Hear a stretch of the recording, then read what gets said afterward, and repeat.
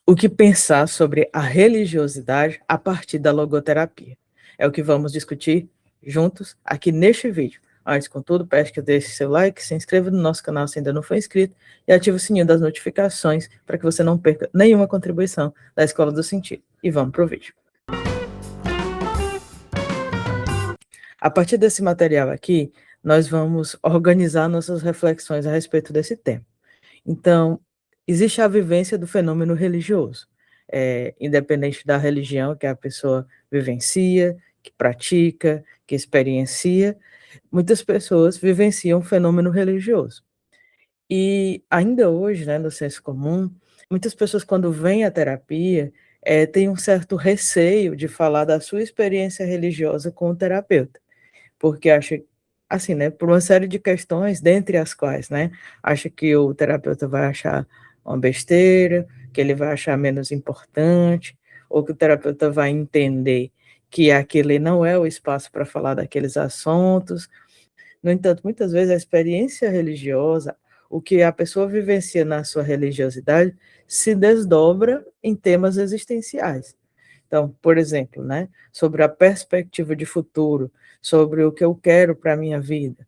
Dependendo da pessoa e da caminhada que ela tem, numa vivência religiosa, numa denominação específica, ou de uma forma mais geral, a pessoa pode entender aquele projeto existencial como ligado a uma vocação, como ligada à vontade de Deus, como ligada a algum legado religioso que ela precisa passar, alguma missão particular. Então, aqui eu estou sugerindo exemplos, né, nos quais a experiência religiosa se entrelaça com temas existenciais. Né? Quando eu falo de projeto de vida, quando eu falo sobre a minha caminhada na existência, quando eu falo sobre os meus caminhos de sentido, eu estou falando de temas existenciais. E como eu estava colocando, né, para muitas pessoas, essa vivência, né, do que eu penso sobre mim, sobre os meus projetos, ela está intrinsecamente ligada com uma experiência religiosa. E se eu não posso trazer, né, minhas questões existenciais para a terapia, de algum modo eu estou sendo cerceado, né? E aqui é a minha primeira pontuação que eu gostaria de fazer com você que está assistindo esse vídeo. A logoterapia é uma abordagem que abre as portas para esse compartilhamento. Então, o logoterapeuta não vai ser aquele terapeuta que vai rechaçar a sua experiência religiosa, seja de qual denominação for, né? Nem vai fazer uma leitura de menosprezo ou de achar que é menos importante, porque a gente valoriza a experiência religiosa como uma possível vivência de fenômeno autêntico, de fenômeno noético, né? E então a gente parte do meio aqui desse nosso material, desse nosso slide. A religião não é inerentemente boa ou ruim para a logoterapia, depende de como ela é vivenciada. Então não tem assim a priori uma condenação de que a vivência religiosa seja necessariamente doentia, seja necessariamente patológica, seja necessariamente algo infantilizado, certo?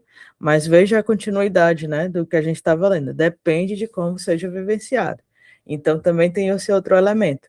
Não é qualquer vivência religiosa, de qualquer jeito, que é sempre saudável e que sempre vai apontar para o sentido.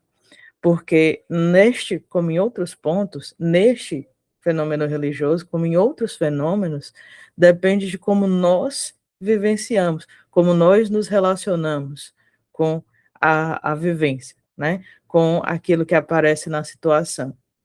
E aí aqui a gente abre para comentar as duas setinhas, né? A gente tem a direção de uma vida autêntica, na qual a pessoa se lança, se dirige para além de si mesmo, quando a vivência, a experiência ativa da dimensão noética, ativa a dimensão noética espiritual, abrindo a pessoa para o absoluto e para os outros, abrindo a possibilidade para um verdadeiro preenchimento de sentido. Então, uma vivência religiosa autêntica tem a ver com essa experiência em que a pessoa se abre ao diálogo existencial, seja com o absoluto, seja com outras pessoas, seja com as missões na sua vida, uma abertura para a alteridade, alguém que se dirige para além de si mesmo, vivenciando a autotranscendência, né, que é um recurso noético que a gente já comentou aqui no canal, que a gente vai deixar aqui alguns links de vídeos, sugestões de vídeos nossos falando sobre a dimensão noética ou espiritual, né? Então, essa vivência autêntica, ela é acolhida por nós na logoterapia, no sentido de entender que daí pode brotar um caminho de sentido, e que a gente não vai rechaçar, só porque talvez seja um tema com diversas compreensões na sociedade. E aqui vem um ponto, né? A nossa busca aqui não é de ficar discutindo conteúdo religioso, entende? É uma busca de acolher a experiência humana que se expressa neste fenômeno. E aí acho que cabe também eu acrescentar que o Frankl coloca assim, que não somos nós, os terapeutas, que vamos trazer esse tema para a terapia. Não vamos impor um caminho religioso, não vamos trazer uma denominação, não vamos direcionar de uma forma manipulada nesse sentido. Mas temos as portas abertas, né, os ouvidos abertos para acolher essa experiência da forma mais genuína e autêntica possível, de que a pessoa que está sendo atendida ela se sinta acolhida e confirmada na sua experiência.